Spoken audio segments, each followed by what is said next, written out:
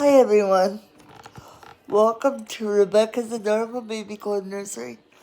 If you're new on Flake, thank you so much. And if you're returning to my channel, thank you so much as well for that. So, I've been seeing a lot of videos about real care dolls on YouTube, so I thought I would explain my experience with a real care doll. Now, so this is gonna be like a bit of a story time with me and kind of explaining how my experience was before I was a reborn doll collector and taking care of a real care doll with a physical disability. Now I'm sure you do, but for those of you that don't know what a real care doll is, I don't know why I can't say the word real today, but anyways, I can't. So, what a real care doll is it is a animatronic, which means robotic doll with usually painted on hair or like sculpted hair, and it doesn't look as realistic as the reborn dolls because its purpose is to respond to touch and on temperature, and like, so you're basically caring for a real baby. So I was a grade 9 and I already loved babies back then, so I of course begged and begged my parents to let me take the baby home for the 4 days, which would have been the Friday, Saturday, Sunday, and Monday morning of the weekend. We finally settled on one day, like 1 day and 1 night, because I realized quickly that this was gonna be more of my parents doing it and not me. So the reason I say that this is because I wasn't able to reach the sensor on the baby doll, because back when I had it in high school, the sensors were for making it realize that you were responding to its cry was only on the back of the baby.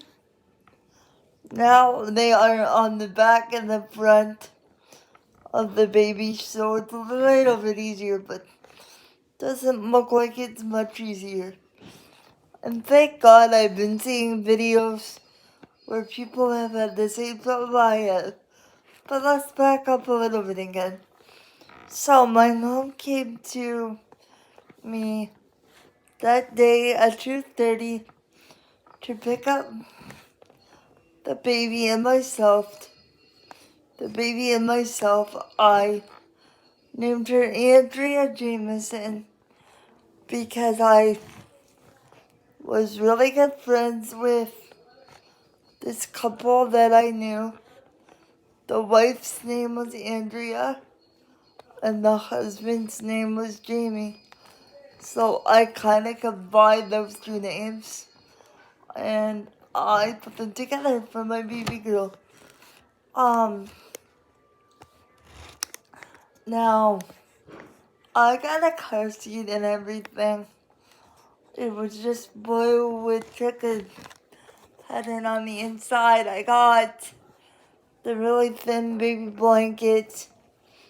Um, but like, it was funny because my mom had to go into a store after she picked me up from school that day.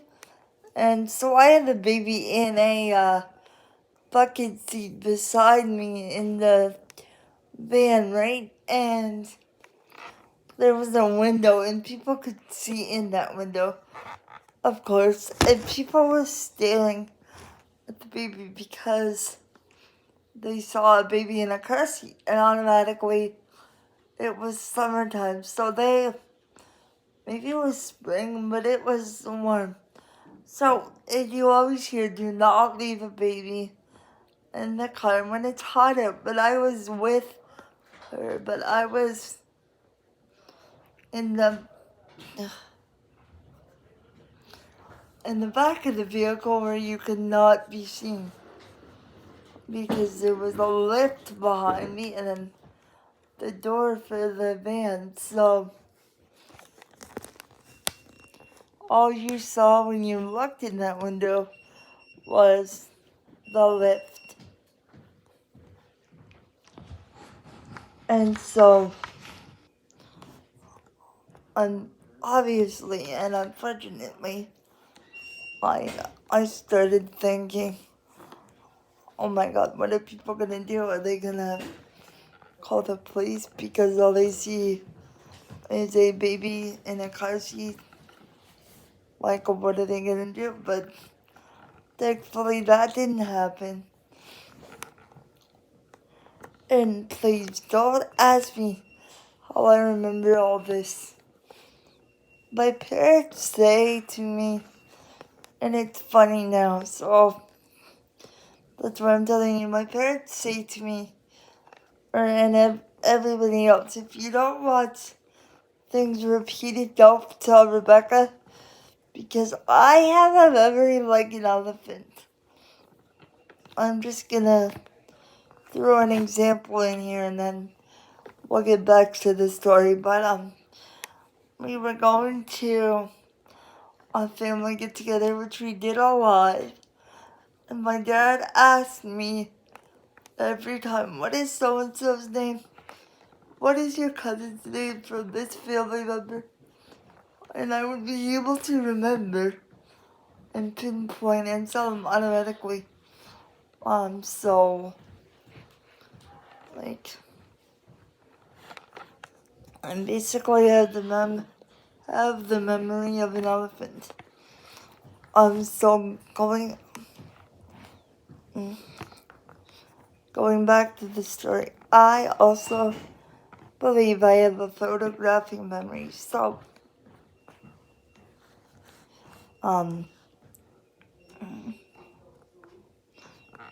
I remember getting home at 3 o'clock. Maybe it was 3:30, I don't know.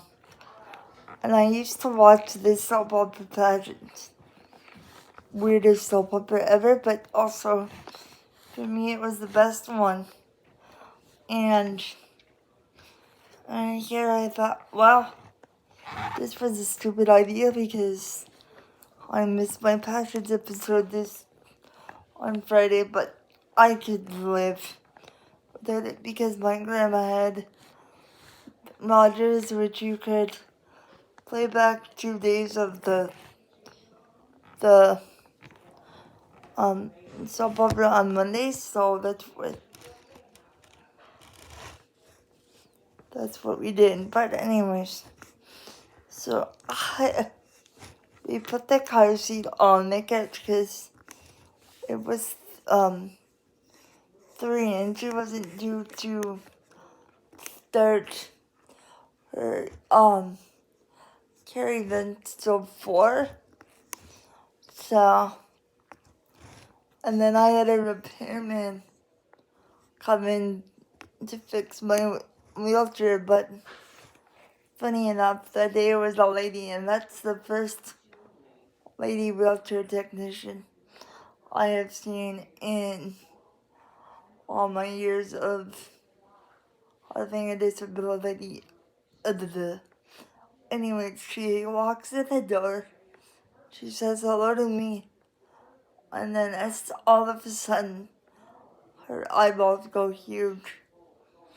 And I kind of play it on and wait to see what she says. And these 4 words come out of her mouth. Is that baby real?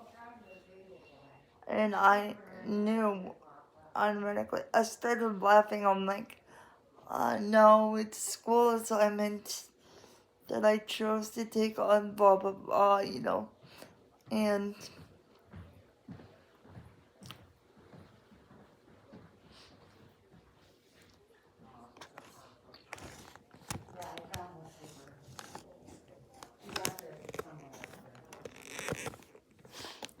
sorry, I keep pausing so it's easier for you guys to understand me. Because I've been watching my videos and I've been talking really fast. So I do apologize, but anyway. Thank God the baby did not turn on while the wheelchair technician was at my house. Because first of all, she was already freaked out that there was a baby on the couch. I let her touch it because she asked me if it was okay because it wasn't breathing, obviously not because it's a doll. And I said, yes, starting at 4, I thought everything was going great. The baby started its schedule, you know. She cried. My mom and dad chimed her, gave her the bottle. She took it and then cooed like she's supposed to. And then I could take it out of her mouth, wait for her next cry, and move on with her schedule, right? Oh, no, boy. No. So after I fed her, it was about 2 minutes and she started crying again. So we did it, we timed her. My mom asked me what I wanted to do because it was my assignment and my baby, so I told her, you know, try burping her, try feeding her again. And feeding her again worked, but she would keep like cooing like she was done eating, but as soon as I would like automatically, as soon as my mom would take the bottle away, she would start crying again. Like it wasn't 5 seconds, it wasn't 2 seconds, it was right away. And you know, I didn't think much of it because you know, it's supposed to be acting like a newborn baby. They cry a lot, they eat a lot, so it works out perfect. But there was a time around 4:55, just before my dad got home from work. She started crying and so we give her the bottle. She wouldn't take it. We tried burping her. She kept crying.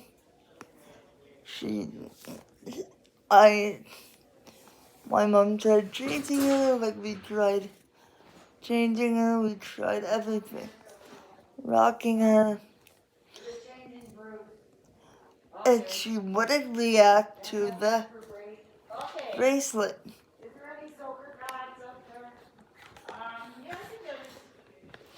Like she just kept crying and crying and crying.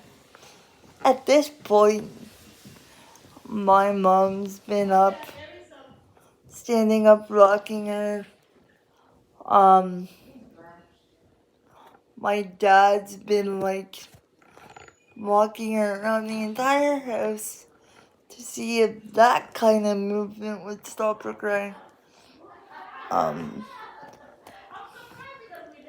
I put her on a pillow so like her head was up. I tried sitting with her, like rubbing her back. Nothing would work, you know. And if I ever find the photo album, I will share with you guys in another video. But I have to go to my parents' house and try and find it. Cause I had to make it for the project after. But there was a picture in there of me crying, my dad smiling, holding the real kid doll. Okay, I want you guys to start. Sorry, this is off topic, but I want you guys to start counting how many times I screw up the word real today. And I think that was the second time I didn't screw it up. But I will put a tally in next video based on your comments. Just for a little fun thing to do.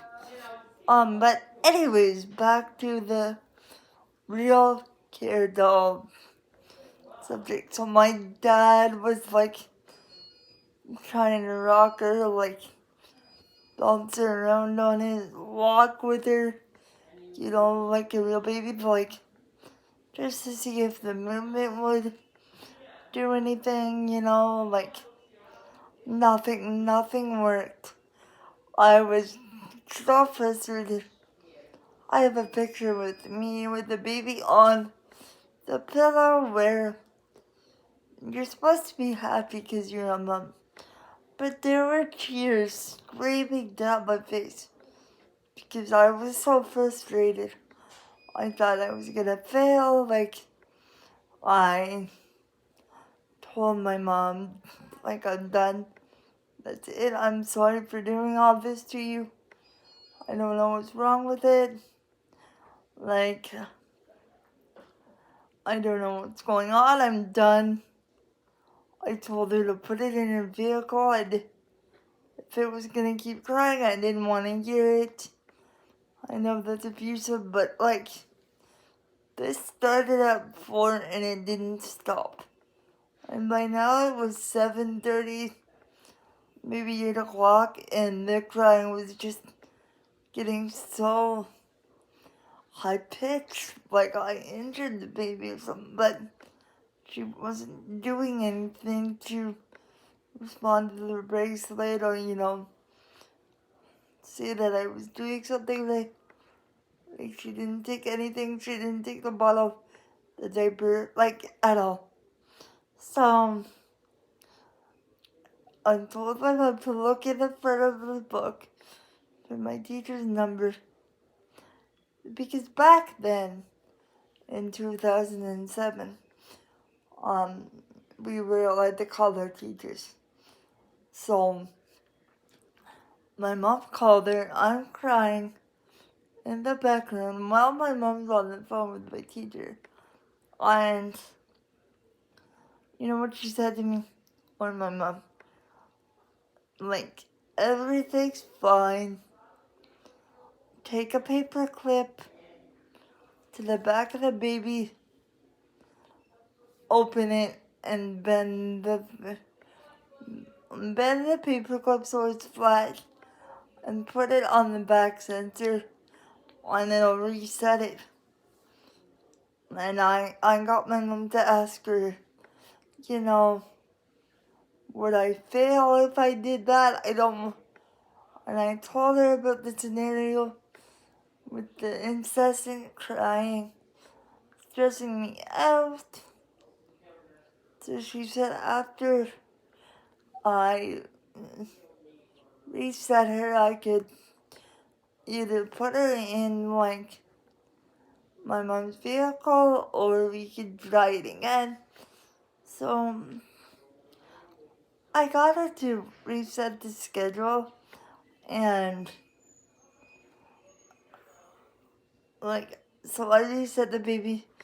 My teacher reset the schedule, but then I was scared because we're going on 9 o'clock here. And when I reset her at 7:30, she hasn't gone off yet. So we're going at 2.5 hours. And I'm going, oh no. Did she break? Like, what's going on? And I get some sleep until about roughly 3 o'clock in the morning. Now, when I did this, I lived in a 2-story house with my parents. So my parents were upstairs, I was downstairs. They had built an addition on for me in 2010, I think. They made a bedroom for me, so I had the baby right beside me in bed, so if I heard her, I could yell up at my parents and tell them when they wake up and try her. So she went off at 3 a.m. So I woke my mom up. My mom came down again. She asked me what I wanted to do with her. I said, give her the bottle, see if that works. She finally, at 3 a.m., took the bottle, you know. So she fed for about 30 minutes. So of course, we have a bunch of NAs in my care schedule, which obviously means not applicable because she wasn't responding to the bracelet a lot. So then at 3 a.m. she finally worked. She finally responded. We gave her the bottle. She cooed when she was done. I took it out. She was fine for about 30-45 minutes. And then she cried again. So I was like, please, please, please just tell me this will work and we can do what we need to. I take her back tomorrow. Everything's fine. So we changed the diaper. She responded to it. She cooed when I did the task because, the diapers have sensors on them. One is green, one is yellow. And depending on which one she has on. So say for example, she had the green one on. I would have to take that one off after my mom tried her with the bracelet. We would take that one off and put the green one on, or vice versa. She responded to that very well.